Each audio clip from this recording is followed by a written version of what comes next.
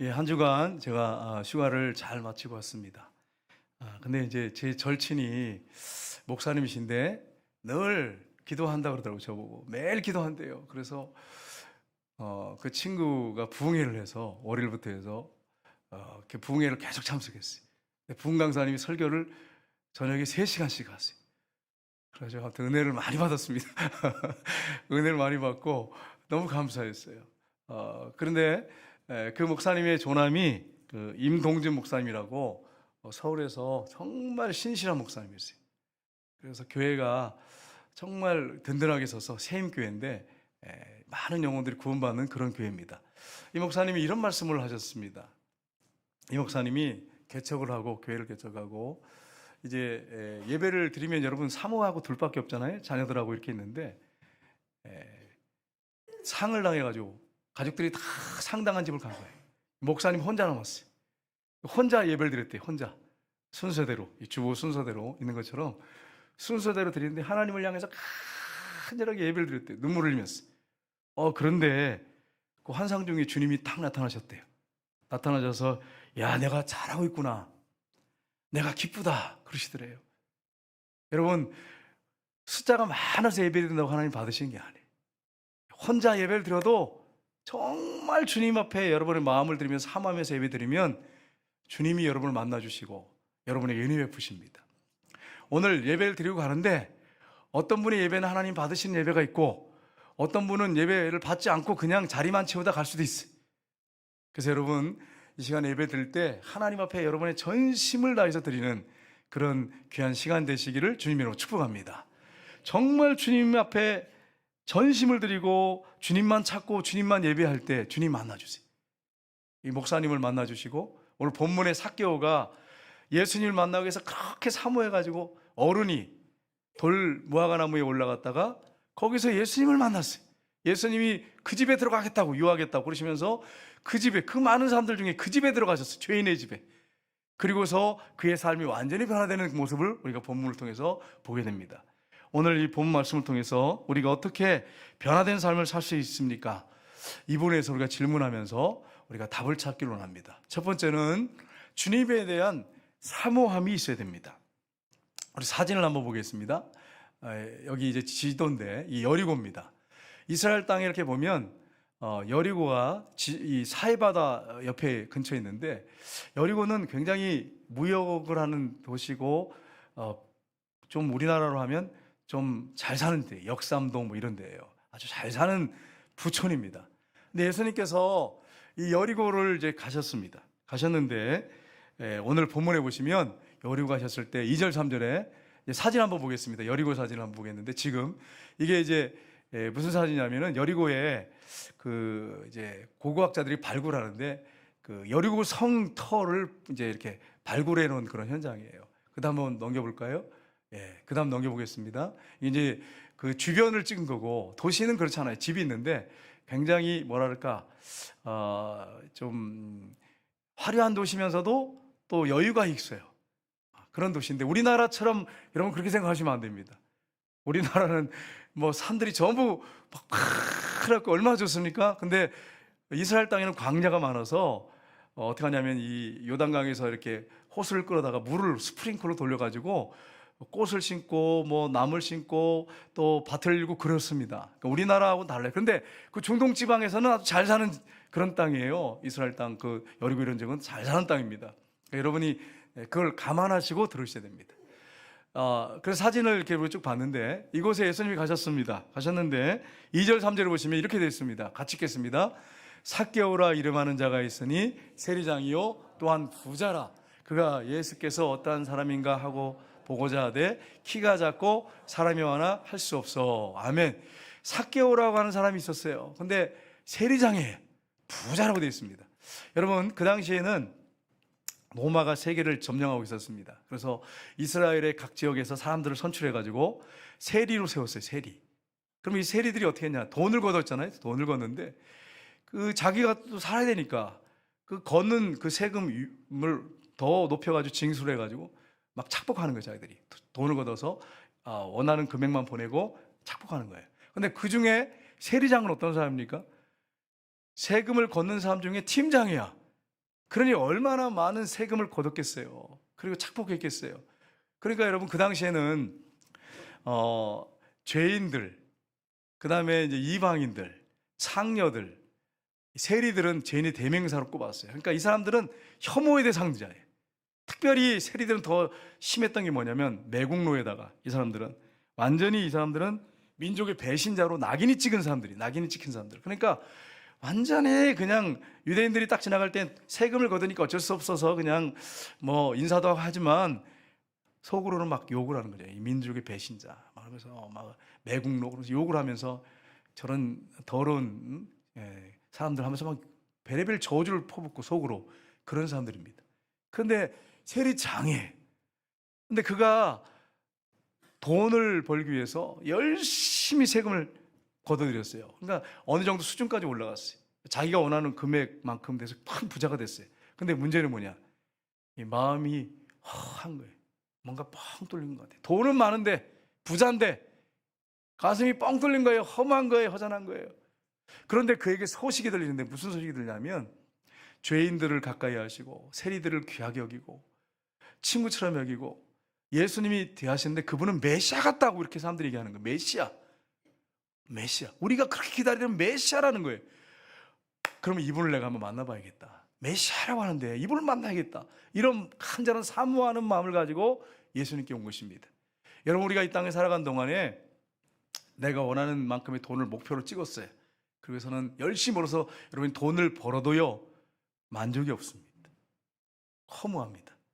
주님이 주인이 되지 않으면 뻥 뚫린 그런 가슴을 안고 살아야 돼요.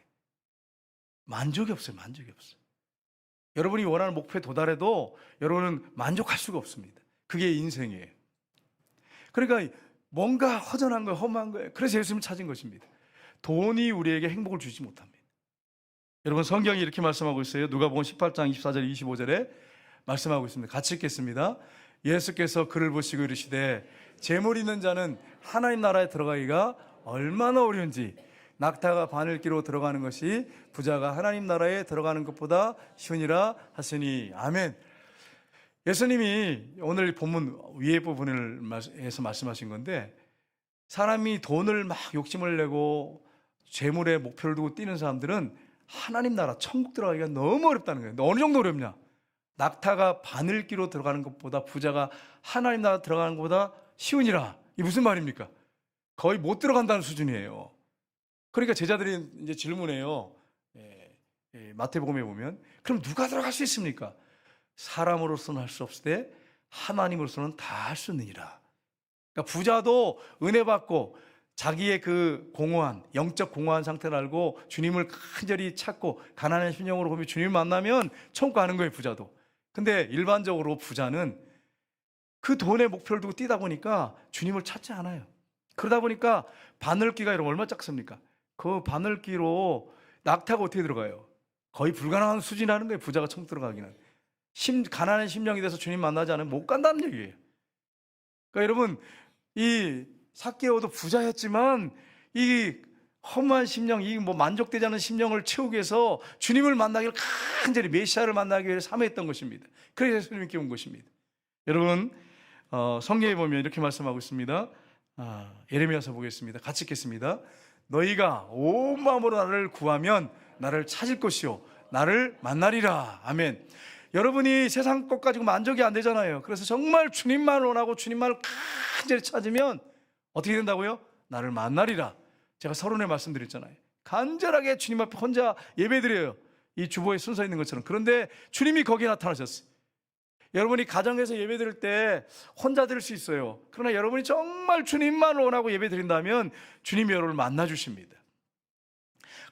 우리가 같이 예배드리는데 여러분의 마음이 주께로 향하고 주님께 온 마음을 들여서 예배드리면 여러분이 인격적으로 주님을 만나고 돌아갈 수 있습니다.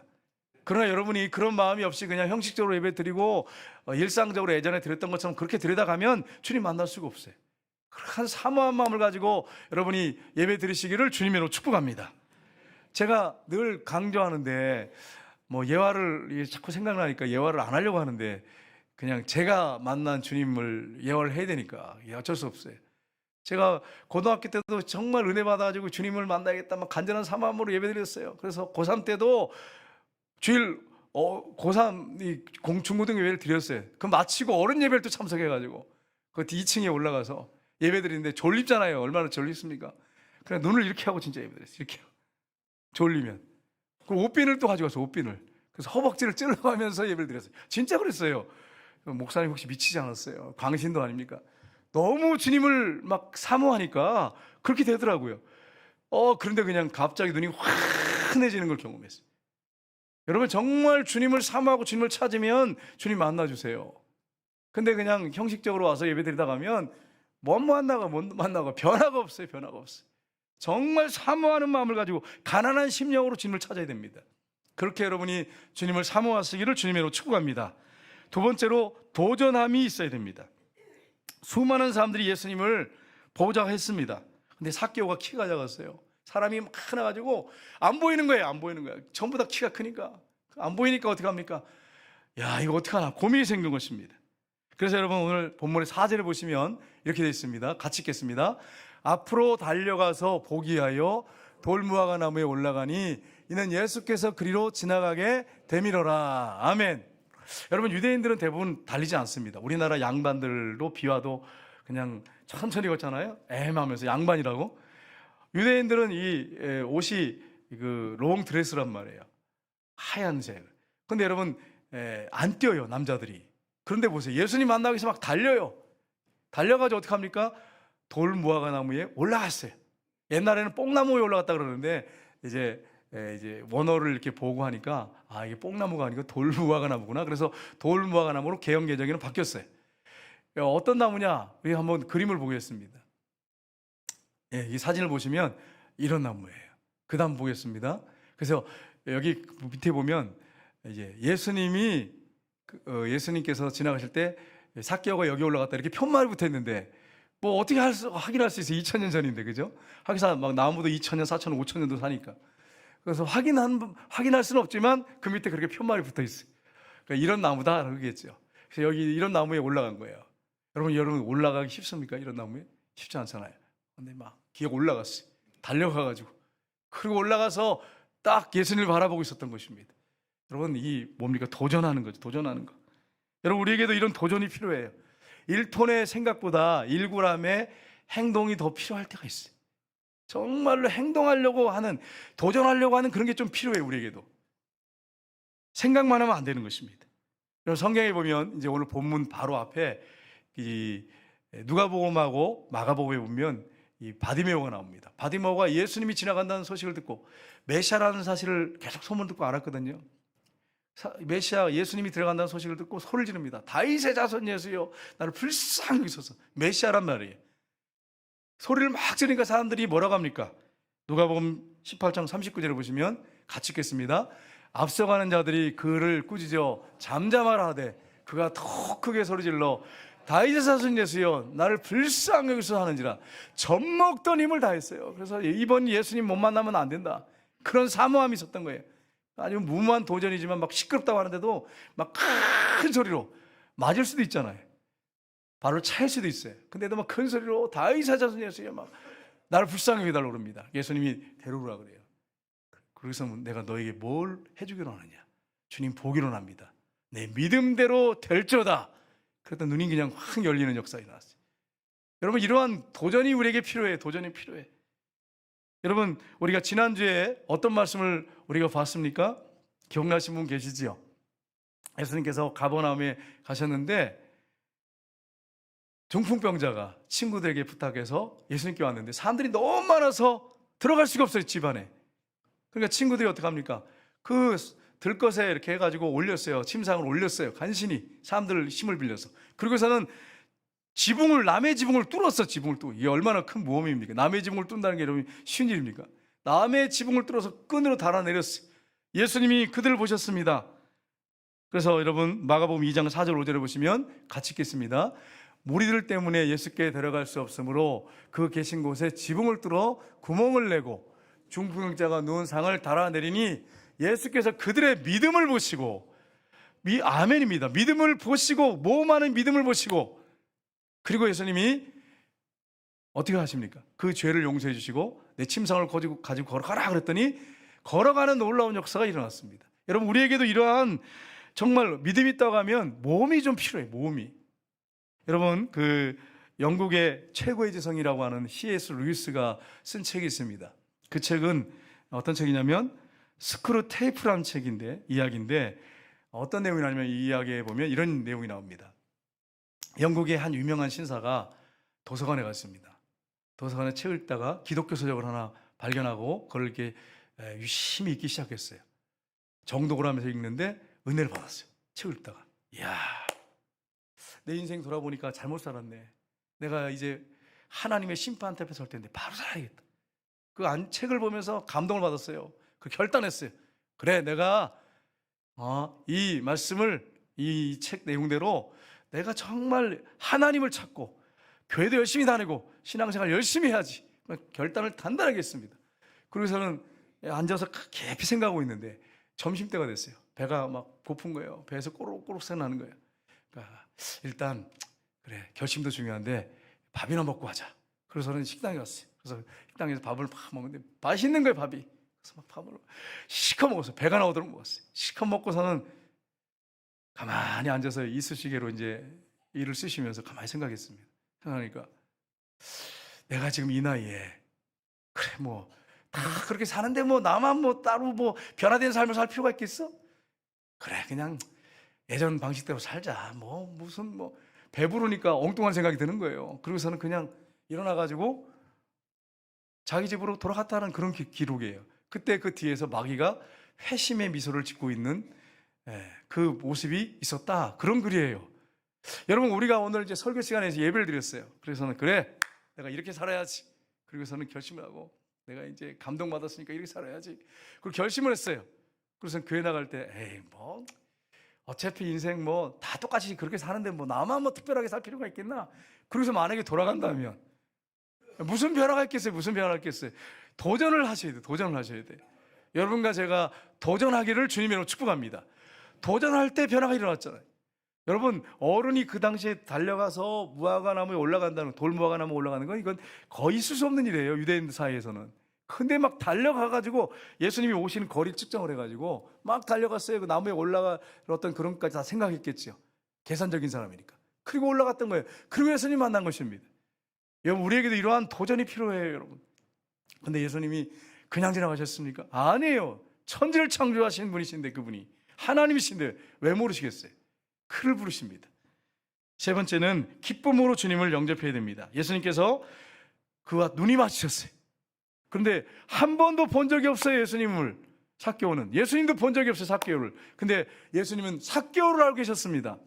딱 보시더니 눈이 마주쳤어요. 삭개오야, 내려오라. 내가 오늘 내 집에 유하여 가겠다. 여러분, 지금 우리가 같이 예배드리는데 주님이 여러분을 아실까요, 모르실까요? 다 알고 계세요, 여러분. 다 알고 계세요. 어떤 분들은 교회 시험 들면, 우리 교회는 감사해, 기둥이 없어서 기둥 뒤에 앉아가지고 이렇게 숨어가지고 이렇게 예배드리는 분들이 있어요. 어떤 분이, 집사님이 그랬대요. 시험 들어가지고 목사님 보기 싫은 거야. 그래서 교회, 큰 교회거든요. 기둥 뒤에 앉아가지고 이렇게 드리는데 목사님이 설교를, 성령의 역사지요, 감동인데, 아담이 범죄하고 무화과 잎을 가리고 나무 등에 숨은 거, 그 본문을 읽으시면서 아담아, 내가 어디 있느냐, 내가 범죄함으로 숨었구나 이래가지고 아주 부끄러워가지고 혼났다고 그러더라고요. 그 뒤에 숨어가지고 있는데, 여러분, 하나님 모르실 리가 없죠. 그 집사님 모르실 리가 없죠. 그래서 이분이 나한테 하신 말씀이구나 이렇게 깨달았다는 거예요. 여러분, 하나님 모르실 것 같아요? 다 하십니다. 우리 교회는 이제 기둥이 없어서 숨길 수도 없어. 숨길 수도 없어. 그러다 보니까 이제 등치 큰 분 뒤에 이렇게 숨을 수 있어요. 그러나 나는 숨길 수 모르겠지만, 저는 숨길 수 있지 모르겠지만 주님을 숨길 수가 없어. 주님은 알고 계신단 말이에요. 여러분의 마음의 상태를, 어떤 마음으로 앉아있는지 알고 계신단 말이에요. 여러분, 숨지 마시고 여러분 나오시기를 주님 여러분 축복합니다. 주님이 여러분 마음을 아세요. 그 여러분 마음을 주님 앞에 드리세요. 상한 마음, 깨진 마음, 실패한 마음, 속상하고 억울한 마음, 너무 힘들고 어려운 그 마음을 주님 앞에 드리세요. 그러면 주님이 받으십니다. 그리고 위로하시고 회복시키십니다. 오늘 이 예배가 그 자리가 되기를 주님으로 축복합니다. 그래서 여러분 어떻게 합니까? 6절 7절에 보십시오. 같이 읽겠습니다. 급히 내려와 즐거워하며 영접하거늘 무사람이 보고 승거리르되 저가 죄인의 집에 유하러 들어갔도다 하더라. 아멘. 여기 보세요. 예수님이 내려오라 할 때 망설이지 않았어요. 즐거워했어요. 기뻐하면서 내려와서 예수님을 영접하고 자기 집에 모셨어요. 그랬더니 이 사람들이 수군거립니다. 죄인의 대명사잖아요, 삭개오가. 저가 예수님이에요. 죄인의 집에 유하러 들어갔다, 이렇게 비판하는 거예요. 여러분, 예수님을 우리가 기쁨으로 영접해야 됩니다. 요한복음에 보면 1장 12절에 이렇게 말씀하고 있습니다. 영접하는 자, 그 그림을 믿는 자들에게는 하나님의 자녀가 되는 권세를 주셨으니, 아멘. 예수님을 믿고 마음에 모셔드려야 됩니다. 여러분의 가정에, 여러분의 직장에, 여러분의 일터, 여러분이 있는 그곳에 예수님 이곳에 오십시오. 그 주님 기뻐하세요. 기쁨으로 여러분이 모셔드려야 돼요. 그럴 때 놀라운 변화가 일어납니다. 저의 삶에도 변화가 언제 일어났느냐? 정말 주님을 모셔드리고 사니까 변화가 일어나요. 변화가 일어나. 순간순간 넘어질 때도 있지만 변화가 일어나. 여러분이 정말 주님을 영접하고 기쁨으로 영접하고 모셔드리고 그분과 동행할 때 변화가 일어납니다. 그분이 여러분과 저희 주인이시기 때문에 그렇습니다. 왕이시기 때문에 그렇습니다. 네 번째는 결단해야 됩니다. 삭개오가 주님의 말씀을 듣고 결단을 합니다. 그냥 지나가지 않았어요. 결단했어요. 우리 8절 한번 보겠습니다. 같이 읽겠습니다. 삭개오가 서서 주께 여짜오되 주여 보시옵소서, 내 소의 절반을 가난한 자들에게 주겠사오며 만일 누구의 것을 속여 빼앗은 일이 있으면 내 갑절이나 갚겠나이다. 아멘. 그럼 여러분 질문할게요. 삭개오가 그 세금 거두는 세리장, 팀장으로서 많은 세금을 거두었어요. 그 자기 소유를 절반을 딱 잘라서 가난한 자에게 두고 자기가 그냥 부당하게 취한 것을 4배로 갚아버리면 그럼 남는 게 있을까요? 없을까요? 없어. 근데 주님 만나고 결단했어요. 왜 그렇게 결단했을까요? 주님을 만나니까 너무 기쁘고 영적인 만족함이 탁 온 거예요. 그러니까 이 물질적인 어떤 손실에 대해서 이거 아무것도 아니네, 메시아를 만나니까 이거 아무것도 아니네, 이게 확 들어온 거예요. 가슴에 결단한 겁니다. 그리고서는 모든 것을 가난한 자에게 나눠주고 또 자기가 부당하게 취한 것은, 속여 뺏은 것은 4배를 갚는 이런 역사가 일어났어요. 이건 실제로 그냥 실천한 것입니다. 여러분, 우리에게도 이게 필요해. 결단은 필요해. 위대한 결단이 필요합니다. 여러분, 성경에 보면 베드로가 그물을 던지는데 밤새도록 그물을 던졌는데 한 마리도 못 잡았습니다. 근데 예수님이 베드로에게 실패했잖아요. 한 마리도 못 잡았어요. 그물을 씻는데 예수님이 베드로의 배를 타셨어요. 그래서는 거기서 배에서 말씀을 증거하고 이 바닷가에서는 많은 사람들이 주님 말씀 듣습니다. 말씀을 전하신 예수님께서 갑자기 깊은 데로 가서 그물 던져 고기를 잡아라 그랬습니다. 그때 베드로가 뭐라고 합니까? 주님, 밤새도록 그물 던졌지만 한 마리도 못 잡았습니다. 그러나 내가 말씀에 의지하여 그물을 내리겠습니다. 결단하고 순종합니다. 가서 그물 던졌는데 어떻게 됩니까?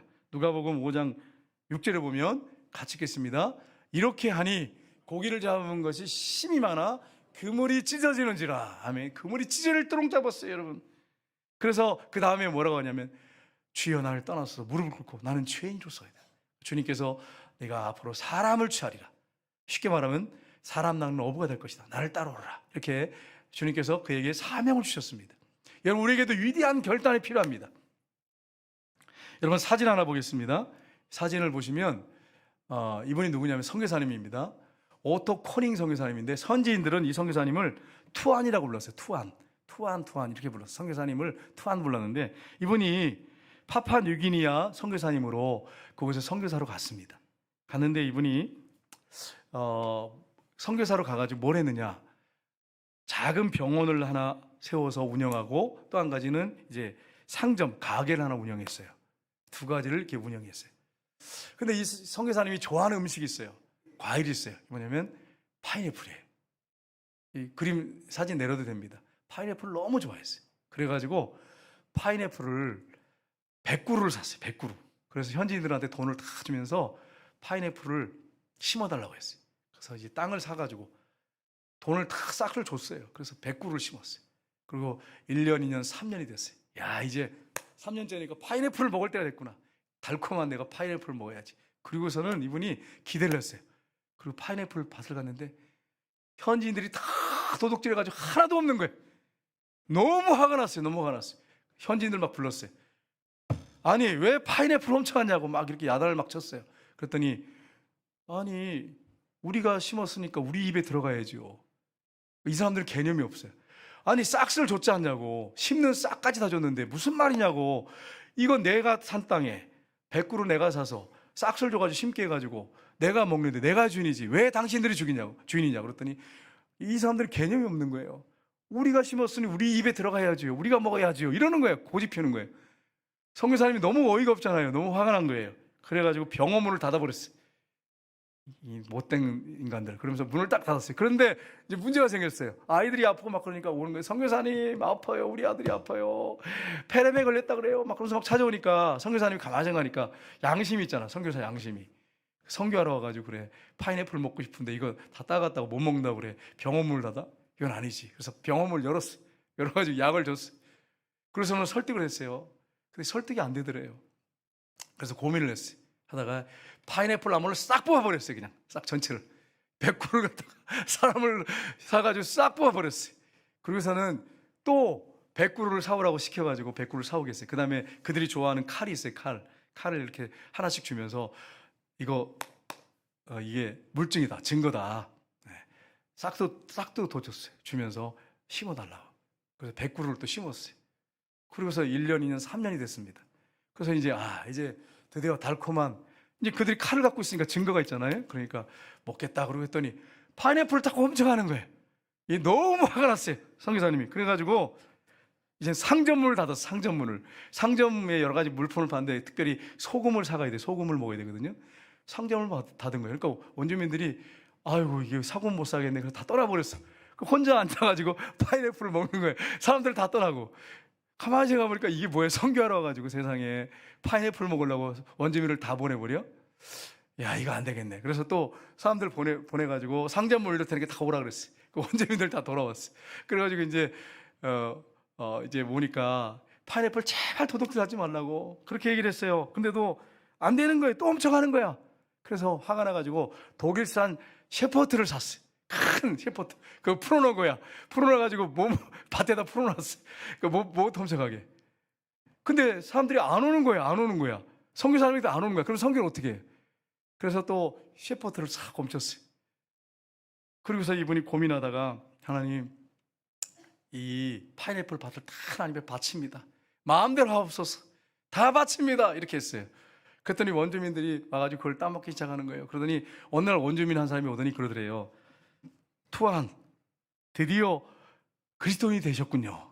선교사님한테. 세상에 선교사님 선교를 하지 무슨 그리스도인이, 당신이 드디어 그리스도인이 됐군요. 그래서 아니 무슨 말이냐고. 나 선교사라고, 나 그리스도인이라고. 그랬더니 왜 그런 말 하냐 그랬더니 우리가 파인애플을 훔쳐가도 이제 화를 안 내는 거 보니까 당신이 이제 진짜 그리스도인이 됐다고 그렇게 얘기하더래요. 그래서 그게 아니고 내가 하나님 앞에 이 파인애플 밭을 다 드렸다고 이렇게 얘기하니까 원주민들이 갑자기 수근수근 하더래요. 그러더니 이런 얘기를 하더라는 거예요. 선교사님, 사실 요새 사냥하러 나갔는데 멧돼지가 한 마리도 안 잡힙니다. 그리고 애들이 자꾸 아픕니다. 그리고 여자들이 아기를 못 납니다. 요즘에 최근에 와가지고. 그리고 강에 가서 그물 던지는데 한 마리도 안 잡힙니다. 이제 보니까 우리가 하나님의 것을 도둑질 했군요. 그러다 보니까 이런 일이 벌어졌군요. 아, 하나님 무섭네요. 하나님 벌을 내리시네요. 막 이렇게 하면서 소문이 막 퍼지기 시작하면서 하나님의 것을 도둑질하면 국물도 없다, 벌 받는다, 소문이 퍼져가지고 그다음부터는 아무도 파인애플 밭을 들어오질 않더라는 거예요. 그래가지고 선교사님 양심이 있잖아. 선교사님 양심이 파인애플을 탁 따가지고 여러분 다 모이세요. 그래가지고 기도를 해주면서 축복해주면서 다 나눠주고 같이 먹었대요. 그래서 선교가 점점 잘 되기 시작한 거예요. 그래서 이분이 파인애플 밭을 하나님께 다 드리면서 내 삶을 내가 다 드렸는가, 선교사로 솔직히 해보니까 너무 부끄러워가지고 파인애플만 다 드린 게 아니고 주님, 내 몸을 드립니다. 내 자녀들을 주님 앞에 올려드립니다. 마음껏 하십시오. 하나님이 마음껏 사용해 주십시오. 물질도 다 주님 앞에 드리겠습니다.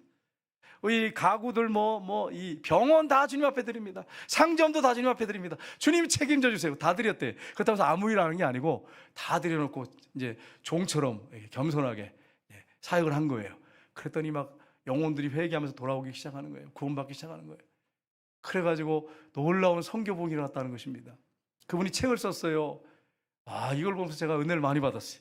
여러분 한번 가만히 생각해 보세요. 여러분의 삶을 여러분이 주님 앞에 드렸습니까? 여러분 가정과 물질과 여러분의 자녀를 주님 앞에 드렸습니까? 안 드리고 내가 이 자녀를 관리해야 되고 내 자녀를 내가 이렇게 뒷받침해서 성공시켜야 되고 여러분이 이것 때문에 아둥바둥하고 막 잠 못 자고 막 괴로워하고 있지 않습니까? 바친다고 해서 아무것도 하지 말라는 그런 얘기가 아니라 여러분이 다 주님 앞에 자녀들까지 맡기세요. 성들이 채 맡기세요. 그리고 여러분이 할 도리만 하시면 돼. 기도하면서 눈물로 기도하면서 주의 교훈과 온교로 양육하시면 돼. 다 드리셔야 돼. 다. 그래야 주님이 책임져 줍니다. 이건 다 내 거. 돈도 내 거, 가정도 내 거, 가구도 내 거, 김치냉장고도 내 거, 차도 내 거, 다 내 거. 그러면 여러분 이거 가지고 아둥바둥 하는 거 이거 가지고 내가 해결해야 돼. 모든 것들. 여러분이 생각해 보세요. 그러면 막 머리가 막 점점 아프지, 골치 아프지, 스트레스 받고 그러다가 쓰러져 죽는 거예요. 우울증 오고 하는 거예요. 여러분 다 드리세요. 다 맡기세요. 여러분 다 맡기면 그러면 하나님이 다 가져가 버리시는 분이냐? 하나님 그런 분이십니까? 아니에요. 예수님 말씀하셨어요. 성경에 마가복음 10장 29절 30절 보십시오. 같이 읽겠습니다. 예수께서 이르시되 내가 진실로 너에게 이르거니와 나와 복음을 위하여 집이나 형제나 자매나 어머니나 아버지나 자식이나 전토를 벌인 자는 현세에서 집과 형제와 자매와 어머니와 자식과 전토를 100배나 받되 박해를 겸하여 받고 내세에 영생을 받지 못할 자가 없느니라. 아멘. 이게 무슨 말씀입니까? 버린단 말은 다 올려드린다는 거예요. 주님 앞에 다 드리면 복음을 위해서 주님을 위해서 다 드리면 주님이 그 사람의 삶을 책임져 주신다는 거예요. 전체의 삶을 책임져 주신다는 거예요. 왕으로서 주인으로서 그 사람의 삶을 책임져 주신다는 거예요. 그리고 그 안에 들어가 사는 거죠. 주님 안에서 주님이 필요한 것들을 채워주시는 거죠. 재정을 채워주시고 필요한 것들을 채워주시고 여러분 자녀를 책임져 주시고 여러분의 인생을 책임져 주시고 여러분의 모든 삶을 송두리째 책임져 주시는데 근데 여러분 예수 믿는다고 하면서 내가 주인 돼가지고 내가 내 거 다 내 거야 내 거 그냥 호주머니인 것도 내 거 다 내 거야 그냥 집에 있는 것도 그러면 여러분 이거 불안해서 어떻게 살아요? 불안해서 어떻게 살겠어요? 맨날 걱정하고 서울이나 뭐 부산이나 있는 자녀들 어떻게 하시겠어요? 여러분 쫓아다닐 수도 없고 어떤 일이 있을지 어떻게 알아요? 여러분 다 송두리째 맡기셔야 돼. 맡기시고 주님 앞에 기도하면서 여러분의 할 도리만 하시면 되는 거예요. 그분이 주인이세요. 그러면 책임져 주시고 그분이 공급자시고 그분이 맡아서 주관하시고 그분이 여러분의 삶에 놀라운 은혜를 베푸십니다. 이 사실 여러분 기억하시고 여러분의 모든 것들을 송두리째 다 주님 앞에 들으시기를 주님의 이름으로 축복합니다. 또 이렇게 얘기하는데 또 여러분 아까워요 목사님. 한 가지는 이건 아까워요. 그래서 여러분 꽁꽁 그거 싸매고 앉아있으면 그것 때문에 근심하고 머리 휘어지고 머리만 아프게 되는 거예요. 여러분 스트레스만 받아요. 여러분 그렇게 하지 말고 다 송두리째 다 들으시고 주님이 여러분의 삶을 맡아 주관하시는 축복의 역사가 여러분에게 있기를 저에게 있기를 주님의 이름으로 축복합니다.